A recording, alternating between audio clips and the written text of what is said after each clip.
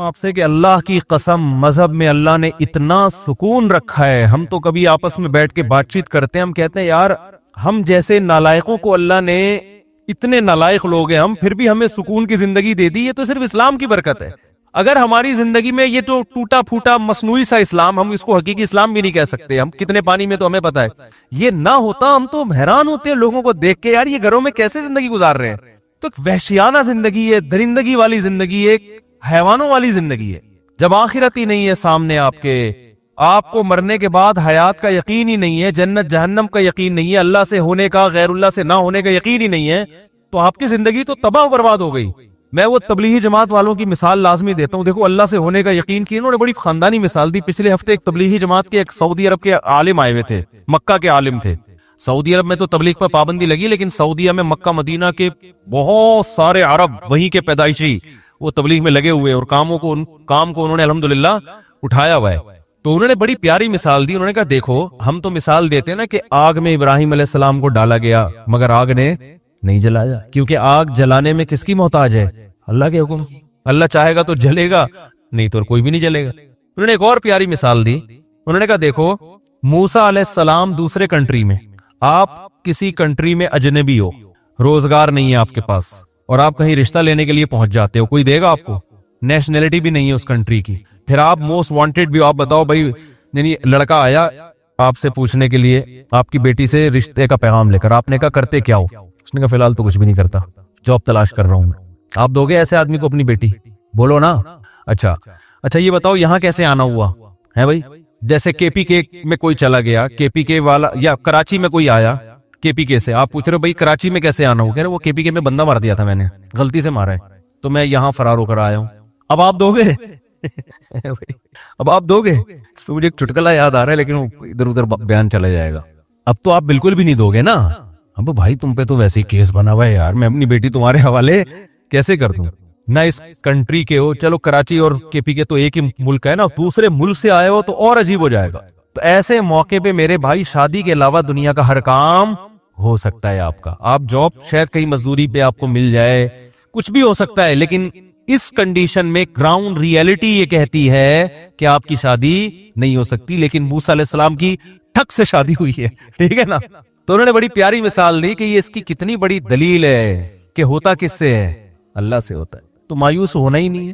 جس آدمی کے پاس مذہب نہیں ہے وہ جب دیکھتا ہے اسباب کامیابی کے نہیں ہے تو مایوس ہونا شروع, کہتا اب تو مر گئے, اب تو کفر. اور جو اللہ پر ایمان رکھتے ہیں, توکل ہے بھائی, اللہ کامیاب کرنے میں اسباب کا محتاج نہیں ہے. قرآن میں بار بار ایک مضمون بہت زیادہ بیان ہوا ہے, وہ یہ کہ لِكَيْ لَا تَأْسَوْا عَلَى مَا فَاتَكُمْ وَلَا تَفْرَحُوا بِمَا آتَاكُمْ. کتنی بیلنس والی زندگی انسان کی گزرتی ہے. اللہ فرماتے ہیں کہ سب کچھ اللہ کے ہاتھ میں ہے.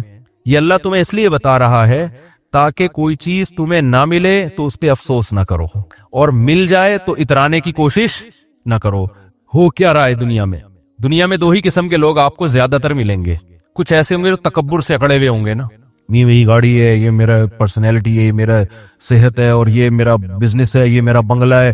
جو کامیاب سمجھے جاتے ہیں دنیا میں, وہ ہر وقت کس میں لگے رہیں گے؟ شو بازی میں. وہ پیسہ بھی ہے ان کے پاس, عزت بھی ہے, شہرت بھی ہے, اور ڈینگے مارتے رہیں گے سارا دن بیٹھ کے. دوسرے وہ لوگ ہیں جو ہر وقت ناشکری کی باتیں, پیسے ہی نہیں ہے. ٹھیک ہے, وہ واقعہ تھا نا, ہمارے حضرت نے کسی مولوی صاحب سے پوچھا کہ اتنا عرصہ ہو گیا شادی کیوں نہیں کی؟ کہہ رہے پیسے ہی نہیں ہے. حضرت ان کی نقل اتار کے بتائیے, ایسے غمزدہ ہو کے انہوں نے کہا نا پیسے ہی نہیں ہے. تو وہ ہر بات پہ کیا کہے گا؟ پیسے ہی نہیں ہے, مہنگائی بڑھ رہی ہے, کیا کریں یار. تو وہ روتا. دو ہی طرح کے لوگ ملیں گے. اعتدال والے آپ کو مارکیٹ میں کم ملیں گے, یا تو خوشی میں اترا رہا ہوگا, دوسروں کو نیچا سمجھ رہا ہوگا, یا غم میں ڈپریشن میں جا رہا ہوگا. تو قرآن کیا کہتا ہے کہ سب کچھ کس کے ہاتھ میں ہے؟ اللہ کے ہاتھ. اور اللہ یہ تمہیں اس لیے بتا رہا ہے تاکہ جب خوشی ملے تو اتراؤ نہیں. اللہ 2 منٹ لگائے گا چھیننے میں اگر اللہ چاہے گا, سمجھتے ہیں نا. تو زیادہ چوڑے ہو کے روڈ پہ گھومنے کی ضرورت نہیں ہے. یہ میری گاڑی, یہ میرا بنگلہ, اور یہ میرا بزنس, اور 4 شادیاں. ایک مثال دے رہا ہوں, اب یہ بھی تھوڑا سا کلچر آنے لگا ہے معاشرے میں. اور جناب یہ میرا بزنس دیکھو, یہ میری بلڈنگ ہے, اور یہ وغیرہ جو لوگ کر رہے ہوتے ہیں. میری صحت دیکھو, ڈولے دکھا رہے ہوتے ہیں نا ایسے کر کر کے. ایسا نہ ہو کسی باڈی بلڈر کو ڈولے دکھا رہا ہو اس کو میرا بیان سنا دے, وہ ویسے بھی دکھا رہا ہوگا کہ مقابلے بھی ہوتے ہیں ان کے, میں شو مارنے کے لیے دوسرے کو نیچا دکھانے کے لیے جو ڈولے دکھا رہا ہو نا, وہ غلط ہے. سمجھ رہے ہیں کہ نہیں سمجھ رہے؟ تو اللہ نے بتایا کہ یہ تمام طاقتیں کس کے ہاتھ میں ہیں؟ اللہ کے ہاتھ میں. کیا مطلب؟ جتنی پاور ہے نا اس وقت, جتنے وسائل ہیں, اللہ چاہے گا 2 منٹ میں چھین لے گا. تو جس آدمی کے دماغ میں یہ استحضار ہو کہ میں اسباب سے متاثر نہیں ہوں گا, اللہ مسبب الاسباب ہے, وہ جب چاہتا ہے انسان سے ساری نعمتیں چھین لیتا ہے. فرعون سے کیسے چھینی؟ فرعون کا تصور تھا کہ میں اسی دریا میں غرق ہو جاؤں گا, ابھی کوئی تھا اس کے دل میں تصور؟ اور ہم نے اپنی زندگی میں دیکھے ہیں لوگ, بڑے مالدار لوگ ہوتے ہیں, ایسا دیوالیہ ہوتا ہے کہ دیکھو جیسے اللہ متقی کو ایسی جگہ سے رزق دیتا ہے نا جہاں سے اس کا گمان بھی نہیں ہوتا, تو اللہ بعض دفعہ ایسی جگہ سے رزق چھینتا بھی ہے کہ جہاں سے آپ کا گمان بھی نہیں ہوتا, وہاں سے رزق چھین جاتا ہے. آپ سمجھتے ہو کہ یہ گارڈ ہی انسان کو قتل کر دیتے ہیں, حالانکہ وہ کس کے لیے رکھے ہوتے ہیں؟ حفاظت کے لیے. وہاں سے اللہ نے نقصان پہنچایا جہاں سے آپ کو نقصان کا گمان تھا ہی نہیں, وہاں سے کہتے ہیں نا آستین کا سانپ بن کے آ جاتے ہیں لوگ. تو رزق اللہ ایسی جگہ سے چھین لیتے ہیں, ایسے طریقے سے چھین لیتے ہیں جہاں سے انسان کا گمان بھی نہیں ہوتا, ایسے چھینتا ہے رزق. تو نہ انسان پر اترانا اچھا لگتا ہے, ہر وقت ڈرتا رہے اللہ سے بھائی, اور نسبت کس کی طرف کرے؟ اللہ کی طرف. بھائی اللہ نے دیا, یہ اللہ کی نعمت ہے. یہ زبان سے الفاظ کہنے چاہیے, شریعت میں زبان کی بہت ویلیو ہے. بڑے الفاظ اللہ کو پسند نہیں ہے. حضرت موسیٰ سے ایک خطا ہوئی تھی, لوگوں نے پوچھا کہ اس وقت زمین میں سب سے بڑا عالم کون ہے, اور فرمایا میں ہوں. بات بالکل درست تھی, مگر اللہ کو یہ انداز پسند نہیں آیا. کیا آپ بولتے سب سے بڑا تو اللہ ہے, حالانکہ موسیٰ علیہ السلام تو سب سے بڑے عالم تھے. اور جو جتنا بڑا ہوتا ہے اس کی چھوٹی غلطی کو بھی اللہ بہت سخت تنبیہ کرتے ہیں اس پہ. تو موسیٰ علیہ السلام کو ایسی تنبیہ ہوئی کہ خضر علیہ السلام کے پاس بھیج دیا کہ ان کو کچھ علم ہم نے ایسا دیا جو آپ کے پاس نہیں ہے. تو اسی طرح جب انسان پریشانیوں میں ہو تو قرآن کہتا ہے مایوس نہ ہو. کیوں؟ طاقتیں کس کے پاس ہیں؟ اللہ کے پاس. آپ کیوں مایوس ہوتے ہیں؟ آپ کہتے ہو یار یہاں بھی جاب نہیں مل رہی, یہ بھی مسئلہ نہیں ہے, نہ شادی ہو رہی ہے میری, نہ جو ہے یہ بچہ انسان کا بچہ بننے کی کوشش کر, جو میری اولاد ہو گئی ہے. پیدا تو انسان کا بچہ ہی ہوا تھا, سب مبارکباد دے رہے تھے, لیکن یہ مجھے انسان کا بچہ لگتا نہیں, یہ جن کا بچہ ہے, آ کے لے جائیں. مسجد سے اعلان ہوتا ہے نا جن کا بچہ ہے آ کے لے جائیں. تو لوگ ایک صاحب پہنچے, جن کا بچہ مسجد میں کیا کر رہے ہیں؟ گاؤں دیہاتوں میں نا مسجد میں یہ بہت اعلان ہوتے ہیں, حضرات چڈی نیلے رنگ کی نہ, جن کا بچہ ہے آ کے لے جائیں. تو قرآن کیا کہتا ہے؟ وَلَا تَأْسَوْا عَلَى مَا فَاتَكُمْ, جو چیز نہیں ملی ہے اس پہ افسوس مت کرو. بہت سی چیزیں زندگی میں نہیں ملتی تو افسوس نہ کرو. بھائی اللہ اس کو آلٹرنیٹ بھی دے سکتا ہے, نہیں بھی دیا تو اللہ نے چھینی ہے نا, تو کوئی اس میں حکمت ہوگی. اور حدیث میں جو آتا ہے نا, اللہ کہتے ہیں کہ میں اپنے بندے کے ساتھ وہ معاملہ کرتا ہوں جو بندہ جیسا میرے ساتھ گمان رکھتا ہے. تو اس کا یہی مطلب ہے. لوگ کیا سمجھتے ہیں کہ یار ہم تو اللہ سے بہت گمان رکھتے ہیں کہ اتنی دولت اللہ ہم کو دے گا, لیکن اللہ تو دے ہی نہیں رہا. ہم تو 6 سال سے اللہ سے امیدیں لگا کے رکھے ہوئے پیسہ ملے گا ہمیں. تو حدیث میں تو آتا ہے جیسا گمان رکھو گے ویسا ہوگا. پیسے تو پان گٹکے کے نہیں نکلتے یار, ہم تو گمان رکھ کے تھک گئے. ہر حدیث کا ایک خاص مفہوم ہوتا ہے. مطلب حدیث کا یہ ہے کہ آپ کے ساتھ اگر ایسا لگ رہا ہے کہ غلط ہو رہا ہے, آپ کاموں میں ناکام ہو رہے ہیں, آپ اللہ سے اچھی امید رکھو کہ انشاءاللہ اسی میں خیر ہوگی, تو واقعی اس میں پھر خیر ہوگی. جیسے یوسف علیہ السلام کتنے غموں میں تھے نا, لیکن اللہ سے امیدیں لگا کے بیٹھے ہوئے تھے, اس میں میری خیر ہے. یعقوب علیہ السلام کے دونوں بیٹے بچھڑ گئے, لیکن کہہ رہے اعلم من اللہ ما لا تعلمون, میں اللہ کے بارے میں وہ کچھ جانتا ہوں جو تم نہیں جانتے, اس میں میری خیر ہوگی. ہوئی خیر کی نہیں ہوئی؟ لیکن اگر آپ الٹا سوچنا شروع کر دو گے, نبی صلی اللہ علیہ وسلم ایک صحابی کے پاس گئے, بوڑھے تھے, بخار میں تھے, تو آپ نے فرمایا لا باس طہور انشاءاللہ. یہ بخار حدیث میں آتا ہے جب بخار کی گرمی یہ جہنم کی آگ کو ٹھنڈا کرتی ہے.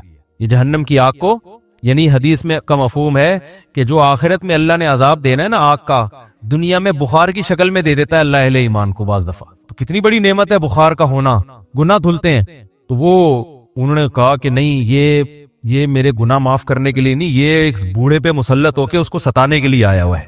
تو آپ نے فرمایا اب ایسا ہی ہوگا, اب یہ بخار گناہوں کی معافی کا ذریعہ نہیں بنے گا.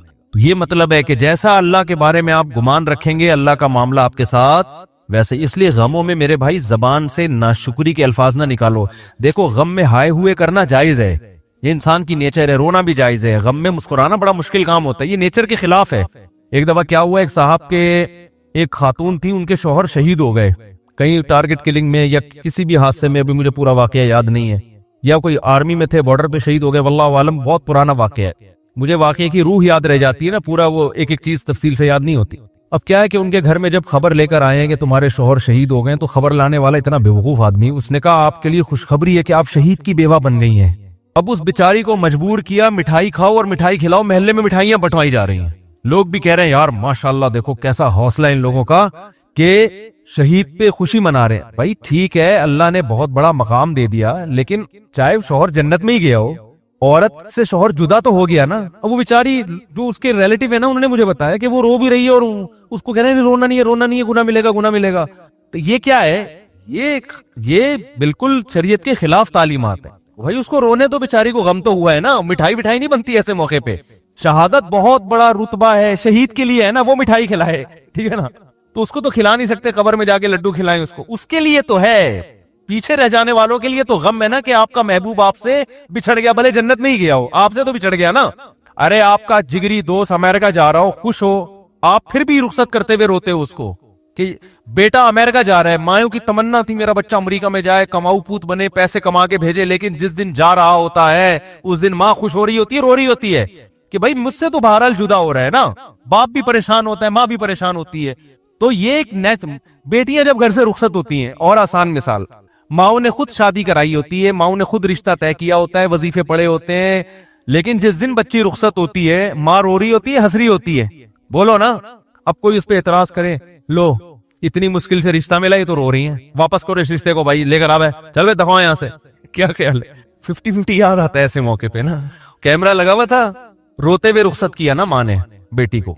ड्रामे भी होते हैं ना, तो वो कैमरा मैन ने बताया कि कैमरा ऑन करना भूल गया था। उसने कहा कमबख्त इतनी मुश्किल से क्योंकि यादगार होती है ना, सारी जिंदगी देखना है। अगर वो नहीं रोएगी तो जब शादी की वीडियो बाद में जाके देखेंगे, बोलेंगे यार कैसी माँ है, रोई नहीं रही, बच्ची रुखसत हो रही है घर से। तो वो कैमरा लगाया हुआ था 50-50 में, रोते हुए रुखसत किया जा रहा है। तो जैसे ही वो उसने बताया वो सॉरी आंटी मैं कैमरा ऑन करना भूल गया था, कमबख्त इतनी मुसीबत से रोई थी, दोबारा पूरा अमल रिवर्स हुआ है ना, वापस दुल्हन को वापस लेकर आओ, कैमरा तसल्ली होगी ऑन है, अब रो रो के रुखसत। ये भी होता, मैयतों में रो रहे होते हैं लोग तकल्लुफ में, खैर। लेकिन हकीकत में भी माँ बाप उस दिन, बाप भी अक्सर रोते हैं, माँ भी रो रही होती है, बेटी घर से रुखसत हो रही है। हालांकि बाप ने बड़ी दुआएं मांगी होती हैं अच्छा रिश्ता मिल जाए, माँ ने बड़ी दुआएं मांगी होती हैं, तलाश की होते हैं, लेकिन फिर भी रो रहे होते हैं। तो उनके रोने को देख के कोई ये नहीं कहता चुप। तो ये अच्छा याद रखो, ऐसे मौके पे बारात का खाना माँ के जिम्मे, बाप के जिम्मे डालना, ये भी नेचर के खिलाफ है, खूब समझ लो। नहीं यही बात समझ में, ये जो लड़की वाले खाना खिलाते हैं ना, ये भी इलॉजिकल है। वो कौमें जिन पर अंग्रेज ने हुकूमत नहीं की है, या हिंदुओं के साथ वो कौमें नहीं रही हैं, उनमें आपको बारात के खाने का तस्वुर नहीं मिलेगा। ये भी इलॉजिकल है। वजह उसकी है, मैं तो इन चीजों पे शुरू से गौर करता हूँ कि मुझे शुरू से समझ में ही नहीं आया बारात का खाना ना, कि यार बाप के घर से बेटी रुखसत हो रही, वो क्यों खिलाए भाई। आप कह सकते हो खुशी हो रही है, ठीक है, खुशी इंतहा के एतबार से उसका फ्यूचर बन रहा है, लेकिन वो दिन माँ बाप के लिए खुशी का दिन नहीं होता, वो दिन माँ बाप के लिए गम का दिन होता है। एन उस दिन पे खाना खिलाना और खाना खिलाने को, यानी उनको मुकल्लफ बनाना कि इस दिन को सेलिब्रेट करें, ये नेचर के खिलाफ है। मैंने तो ये बात शुरू से कर रहा था। फिर ये जो हमारे वजीरिस्तान के पठान लोग हैं, मसूदी कौम और दूसरी कौमें, मसूद कौम है ना और दूसरी कौमें, मैंने इनमें जाके रिसर्च की। मेरे शागिर्द भी है बहुत से वजीरिस्तान के। मैंने कहा यार तुम्हारे यहाँ बारात का खाना, मैंने उनको अपना फलसफा नहीं बताया कि मेरी राय ये कि यार ये नेचर के खिलाफ लगता है मुझे ये काम, मैंने अपना नहीं बताया, ताकि ऐसा ना हो कि वो जो आगे बयान दे उसमें मुझे खुश करने के लिए कोई गलत बयानी से काम ले। तो मेरे शागिर्द हैं वजीरिस्तान के, उन्होंने बताया कि मुझे कहा कि हमारे यहाँ जब बहन बेटी रुखसत होती है तो वो गम का दिन होता है, वो खुशी का दिन। लड़का तो खिलाता है कट्टे ज़बा करके, ठीक है ना, बेशक वो शादी वाले दिन ही खिलाए, तो ये लड़का दावतें कर रहा होता है, लड़की का बाप दावत नहीं करता। मैंने कहा देखो, क्योंकि अंग्रेजों ने हुकूमत नहीं की ना वजीरिस्तान में, अंग्रेज आया था तबीयत से पिट के गया था। पता है आपको ये बात? आपको पता ही कुछ नहीं यार, दुनिया में हो क्या रहा है। गोरे ने जब 100 साल हिंदुस्तान पे हुकूमत की है, तो ये वजीरिस्तान के इलाकों में वो हुकूमत नहीं मैंने किताब पढ़ी एक, उस जमाने में गोरे की आर्मी में एक लेफ्टिनेंट था, उसने अपनी कारगुजारी बयान की है कि बहुत पुरानी, वो तो बेचारा दुनिया से चला गया होगा, तो उसने कारगुजारी बयान की कि हिंदुस्तान से जब हम आते थे ना, इधर केपीके से होते हुए इधर वजीरिस्तान की तरफ आते थे, तो कितने पापड़ यानी हमें बेलने पड़ते थे। उसने बताया कि ऐसी कौम थी कि अंग्रेज जहाजों की बमबारी करके इनके घर गिरा रहे होते थे, پھر بھی تسلیم نہیں ہوتی تھی. یہ پہاڑوں پہ عورتیں بچے اپنے گھروں کو تباہ ہوتے ہوئے دیکھتے تھے مگر ہتھیار نہیں ڈالتے تھے. یہ اس کے الفاظ ہیں لیفٹیننٹ کے جو میں نے خود پڑھے ہیں کہ اتنے بہادر لوگ تھے کہ جہازوں کی بمباری ہو رہی ہے, برٹش طیارے آ رہے ہیں, گھروں کو تباہ کر رہے, کہہ رہے ہیں اپنے گھر کے تباہ ہونے کا تماشا دیکھتے تھے, پہاڑوں پہ عورتیں اور بچوں کو لے جاتے تھے بمباری سے بچنے کے لیے, لیکن یہ ہتھیار ڈال کے تسلیم نہیں ہوتے تھے.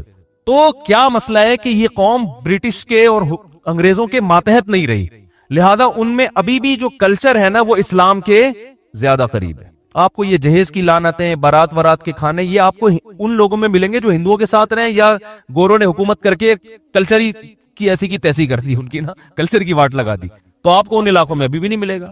تو وہاں وہ نہیں, نہ جہیز ہے وہاں پہ اور نہ وہاں آپ کو یہ ملے گا کہ بارات کے کھانے ملیں گے. اگر شادی کے موقع پہ کھانا ہو بھی رہا ہوتا ہے تو وہ لڑکا کر رہا ہوتا ہے. ابھی بھی وہاں لڑکے کا خرچہ نکاح پہ زیادہ ہوتا ہے, لڑکی والوں کا نہیں ہوتا. اور ہمارے یہاں کیا ہوتا ہے, لڑکا صرف 25,000 ٹوٹل, بہت بڑا مہر آج کل جو مارکیٹ میں چل رہا ہے. وہ کیا چل رہا ہے, 25,000 مہر. میں تو نکاح پڑھاتا رہتا ہوں نا صبح شام. 25,000 مہر اس کے ہوگا جس کی 25 لاکھ تنخواہ ہوگی. سکہ رائج الوقت بھی لکھا ہوا ہوتا ہے آگے سے, کہیں ایسا نہ ہو روپے سے کوئی اور ملک کی کرنسی مراد لے جائے. سکہ وہ والے 25,000 جو مارکیٹ میں چل رہے ہیں جس سے 6 درجن انڈے آ سکتے ہیں یا تھوڑا زیادہ کر لیں آپ. اور لڑکی والوں کا بیڑا غرق ہو رہا ہے کہ نہیں, وہ شادی دفتر کی فیس بھی ان کی الگ اور پھر وہ جہیز بھی الگ, اور جو بھی اب تو لڑکیاں جاب کر کر کے بھی میاؤں کو کھلا رہی ہیں. تو خیر, تو یہ بھی جو بارات کا کھانا ہے نا, اس کو بھی حوصلہ شکنی کریں, اس کی کوئی تک نہیں بنتا. باپ اس دن غمزدہ ہوتا ہے, بیٹی گھر سے رخصت ہو کے جا رہی ہوتی ہے. ہاں باپ خوش ہو رہا ہے کہ چلو جان چھوٹ رہی ہے, وہ ایک الگ بات ہے, لیکن وہ بچی کے مستقبل کے لیے رخصت تو کر رہا ہوتا ہے, لیکن ان کے گھر سے ایک ان کے جگر کا ٹکڑا رخصت ہو رہا, وہ خوش نہیں ہوتے اس دن. تو اس لیے وہ ولیمہ میں اگلے دن جا کے کھائیں اسی کے گھر جا کے. یہاں کچھ نہیں کرو, یہاں بس نکاح ہوا, اپنی امانت ہے بھائی, جیسے وہاں وزیرستان وغیرہ میں ایسا ہی ہوتا ہے, نکاح ہو گیا تمہاری امانت ہے بھائی, لاؤ ماں کو لے کر آؤ, بہن کو لے کر آؤ, رخصت کر کے گھر لے جاؤ. فائرنگ بھی تم ہی کرو گے, پٹاخے بھی تم ہی پھوڑو گے, ٹھیک ہے نا, فائرنگ بھی کرو, پٹاخے بھی پھوڑو, جو بھی کرنا ہے. اگلے دن ولیمہ بھی تمہارے گھر ہوگا, آ رہے ہم لوگ بھی وہیں پہنچ جائیں گے, آپ کے مہمان ہیں, ہم آ جائیں گے کھانے کے لیے. تو یہ بالکل ہی الٹی کہانی چل رہی ہے, کچھ کھوپڑی میں آنے والی نہیں ہے. خیر, تو جو میں عرض کر رہا تھا کہ اللہ نے قرآن میں کیا فرمایا کہ پچھلی امتوں نے نافرمانی کس کی رسول کی, جس کی وجہ سے اللہ نے ان امتوں کو تباہ کر دیا. تو میں یہ عرض کر رہا تھا کہ رسول کی نافرمانی کا مطلب کیا ہے. اگر آپ مذہب کو نہیں مانتے تو آپ فیصلہ کس سے کرو گے, عقل سے. تو آپ کا حشر وہ ہوگا جو اس معاشرے کا ہو چکا ہے کہ یہ جو محرم رشتے ہیں ان کا بھی آپس میں ریلیشن, اور آپ عقل کی روشنی میں اس کو ناجائز نہیں کر سکتے. تو جو بڑے بڑے دنیا میں جرائم ہوں گے, تو اللہ کی نظر میں رسول کی ویلیو بہت زیادہ ہے. ہمارے پڑھے لکھے لوگوں کی نظر میں رسول کی ویلیو زیادہ نہیں ہے. ملکی قوانین کی ہے, یونائٹڈ نیشن کی ہے, اور آپ کے کلچر کی ہے, لیکن اللہ اور اس کے رسول کو اپنی ڈکشنری سے نکال دیا. تو دیکھو بالآخر آپ نے آنا اسلام ہی کی طرف ہے. اسلام کے علاوہ کسی کے پاس اللہ کی قسم نہ دنیا میں نجات کا راستہ ہے اور نہ آخرت. رہا مسئلہ جو اسلام پہ اعتراضات کیے جاتے ہیں نا, آپ کسی عقلمند سے پوچھو, وہ بتائے گا یہ اسلام کا اعتراض نہیں, اسلام کا حسن ہے جس کو آپ کو اعتراض بنا کے بتایا جا رہا ہے. کتنے الٹے اعتراض. میں نے بتایا تھا نا کہ حضرت ابو ذر غفاری رضی اللہ تعالیٰ عنہ نے نبی صلی اللہ علیہ وسلم سے پوچھا کہ کیا مومن جنت میں جائے گا. آپ نے فرمایا مومن جنت میں جائے گا. انہوں نے فرمایا وَإِن زَنَا وَإِن سَرَقَ, یا رسول اللہ اگر وہ زنا کرتا ہے, چوری کرتا ہے, پھر بھی جائے گا. آپ نے فرمایا پھر بھی جائے گا. اس بات پہ بھی بہت سے لوگ اعتراض کرتے ہیں کہ دیکھو اسلام زنا اور چوری کو پروموٹ کر رہا ہے. تھوڑی سی تحقیق آپ کر لو نا کہ جن صحابی نے یہ سوال پوچھا اور نبی نے 3 دفعہ فرمایا کہ زنا چوری کرے پھر بھی جنت میں جائے گا, ان صحابی نے یہ سن کے زندگی میں ایک دفعہ بھی زنا نہیں کیا, نہ ایک دفعہ بھی چوری کی. بلکہ حضرت ابو ذر غفاری ایسے صوفی صحابی تھے, اتنا خواہشات نفسانیہ سے بچا کرتے تھے کہ حلال خواہش بھی آپ نے چھوڑ دی تھی. آپ کا یہ نظریہ تھا کہ پیسہ حلال رکھنا بھی جائز نہیں ہے, آپ کی یہ سوچ تھی. تو جو تقوی کے اس معیار پہ پہنچا ہوا صحابی ہے, حالانکہ اس حدیث کو سننے کے بعد تو آپ کو یہ سوچنا چاہیے تھا ہر چیز حلال ہو گئی نا. تقوی کے ایسے معیار پر تھے کہ آپ سمجھتے تھے کپڑے بھی پھٹے پرانے پہننے پڑیں گے آپ کو, یہ دنیا مسافر خانہ ہے, آپ کو حلال میں بھی قناعت کرنی پڑے گی.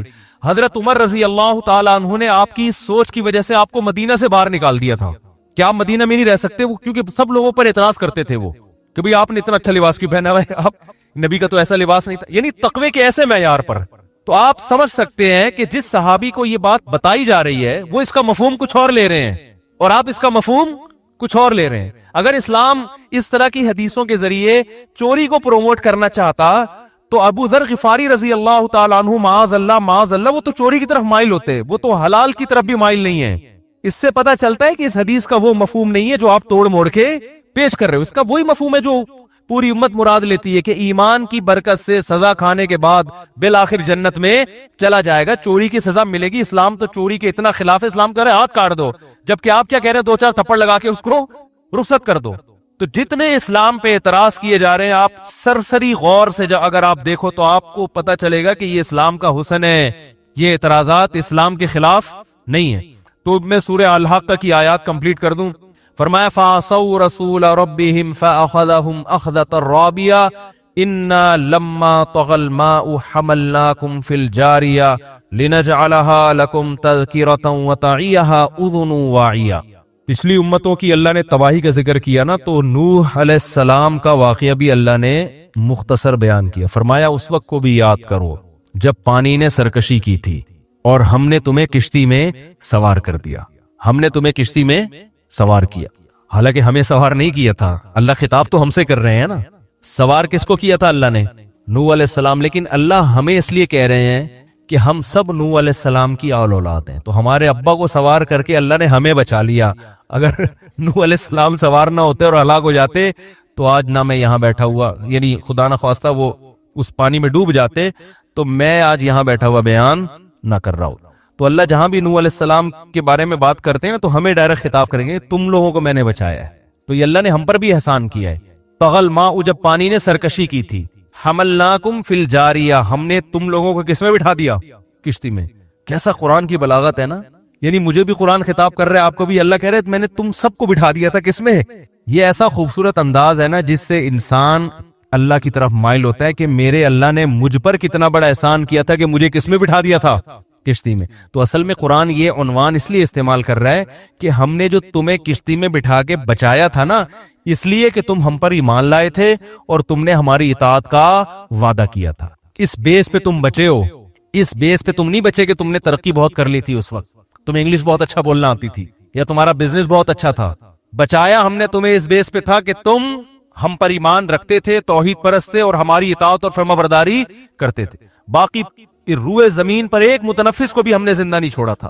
تو اللہ بتا رہے ہیں کہ اب بھی اگر تم بچو گے تو کس بیس پہ بچو گے؟ رسول کی نافرمانی مت کرو. ایک جگہ قرآن میں سورہ بنی اسرائیل میں کیا آتا ہے؟ ذریۃ من حملنا مع نوح انہ کان عبدا شکورا.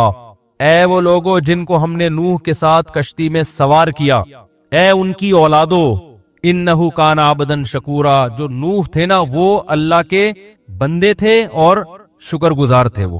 یعنی اللہ بتا رہے ہیں کہ اے لوگو تمہارے ابا شکر گزار آدمی تھے, تو اس شکر گزاری کی وجہ سے میں نے ان کو کشتی میں سوار کیا ہے. تو تم اپنے باپ کا کچھ پاس رکھو, تم بھی کیا کرو؟ شکر گزاری کرو. شکر گزاری کا مطلب عمل اچھا کرو.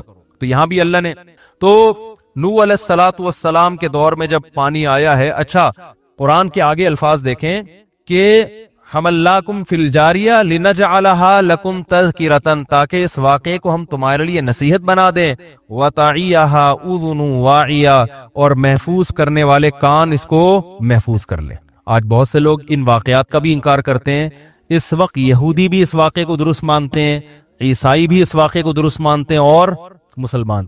اور یہ وہ واقعات ہیں جو کانوں سے سنے ہوئے تواتر کے ساتھ چلے آ رہے ہیں, کیونکہ دنیا میں اتنے بڑے بڑے واقعات چھپتے نہیں ہیں, اتنے بڑے بڑے واقعات چھپتے نہیں ہیں. تو یہ ایک ایسا واقعہ ہے کہ حالانکہ تینوں مذاہب کی آپس میں دشمنی ہے, اسلام, یہودی اور عیسائیت, مگر تینوں اس کو درست مانتے ہیں.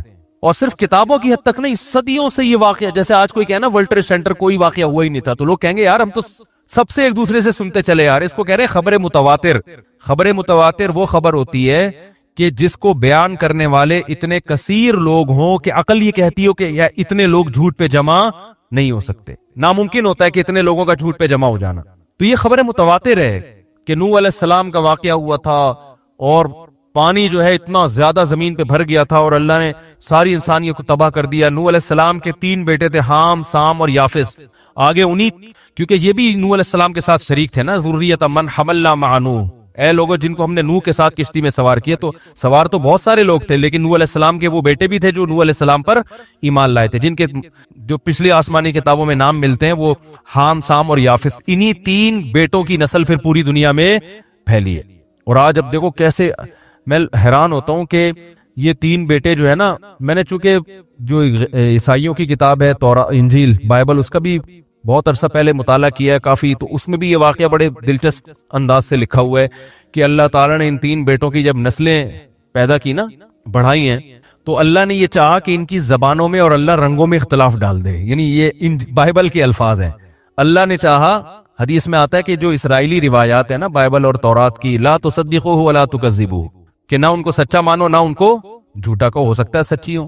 تو علماء کہتے ہیں کہ ان میں جو کوئی تاریخی باتیں ہیں جن کا شرعی حکم سے تعلق نہیں ہے، ان تاریخی باتوں کو بیان کرنے میں کوئی ممانعت نہیں، کیونکہ ہسٹری کی سے تعلق ہے نا اس کا، تو اس میں بڑے زبردست الفاظ لکھے ہوئے ہیں کہ اللہ نے چاہا کہ ان کے رنگوں میں اور ان کی زبانوں میں اختلاف ڈال دے، لہذا جب ان کی اولادیں مائگریٹ کر کے گئی ہیں نا، مختلف علاقوں میں جا جا کے آباد ہونا شروع ہوئے، تو آپس میں رنگ ایک دوسرے سے مختلف ہونا، جو افریقہ میں جا کے آباد ہوئے وہ اتنے بلیک ہو گئے کہ اندھیرے میں نظر آ ہی نہیں رہے، جو یورپ میں جا کے آباد ہوئے وہ اتنے گورے چٹے ہو گئے کہ دھوپ میں نظر، ایسا ہی ہو رہا ہے نا، ایک باپ کی اولاد ہے لیکن کلر میں فرق، کچھ اتنے لمبے لمبے ہو گئے ہیں بھائی، کچھ ایسے ہیں کہ وہ جتنا کھا رہے ہیں چھوٹے ہی ہوتے جا رہے ہیں، ٹھیک ہے، قدوں میں کتنا فرق ہے۔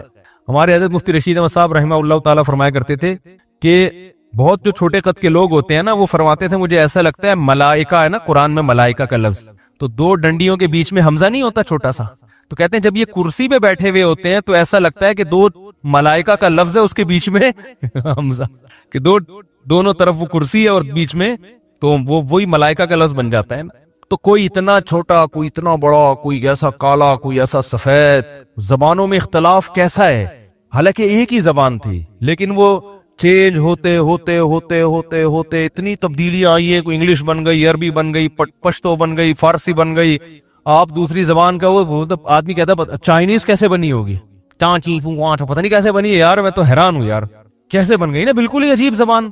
تو یہ ایک ہی زبان ہے جس کو اللہ نے مختلف زبانوں میں تقسیم کر دیا۔ تو اللہ ان تمام لوگوں سے خطاب کر کے کہتے ہیں کہ چاہے وہ چائنا والے ہوں، چاہے وہ جاپان والے ہوں، چاہے وہ انگریزی بول رہے ہوں، چاہے وہ پشتو بول رہے ہوں، اردو بول رہے ہوں، اللہ فرماتے ہیں یہ سب کس کی اولاد ہیں؟ نوح کی اور ان کے 3 بیٹوں کی، اور تم وہ لوگ ہو کہ پوری انسانیت کو تباہ کر کے میں نے تم تینوں کو بچایا تھا، تمہارے تینوں کے ابا۔ اب ہم میں سے کچھ کزن ہیں، ہو سکتا ہے کوئی حام کی اولاد ہو، کوئی سام کی اور کوئی یافس کی۔ وہ آپ کو یاد ہے شیعہ ذاکر تھے، انہوں نے زبردست تقریر کی کہ وہ ایک کراچی گیا تو وہ ایک بیٹی کا نام ملیشیا تھا، تو ایک بیٹی کا نام وہ پھر ملیشیا بن گیا، تو پھر وہ ایسا ہی تھی، وہ اس کی کوئی کسی اسرائیلی کتاب میں وہ لکھا ہوا نہیں ہے۔ تو اللہ فرماتے ہیں کہ ہم نے تمہیں بچایا کس بیس پہ؟